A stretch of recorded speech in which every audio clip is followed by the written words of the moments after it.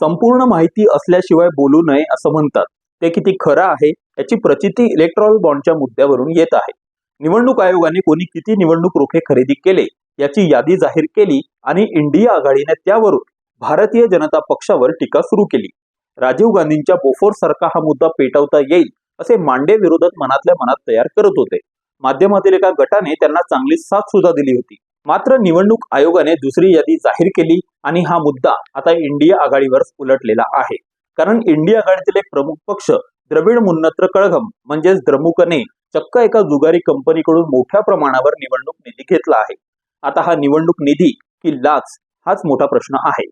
संजय राऊतांनी आपल्या Twitter अकाउंटवरून post करत गृहमंत्री देवेंद्र फडणवीस यांना पत्र लिहून महाराष्ट्रात सुरू असलेल्या ऑनलाईन लॉटरी जुगार खेळाची माहिती दिल्याचे सांगितले होते. या ऑनलाईन लॉटरी जुगार अड्ड्यावर अनेक तरुण मुलं उद्ध्वस्त होत असून या जुगारात अनेक कुटुंब नष्ट झाली. पोलीस आणि मंत्रालयात मोठे हप्ते मिळत असल्याने या जुगारात सरकारी पाठबळ आहे यावर कारवाईची मागणी केली, पण फडणवीस कारवाई कशी करतील?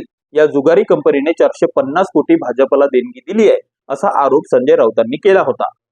मात्र फ्युचर गेमिंग या कंपनीने सर्वाधिक 37% म्हणजे 509 कोटी रुपये इंडिया आघाडीतील घटक पक्ष असलेल्या द्रमुकला दिले आहेत.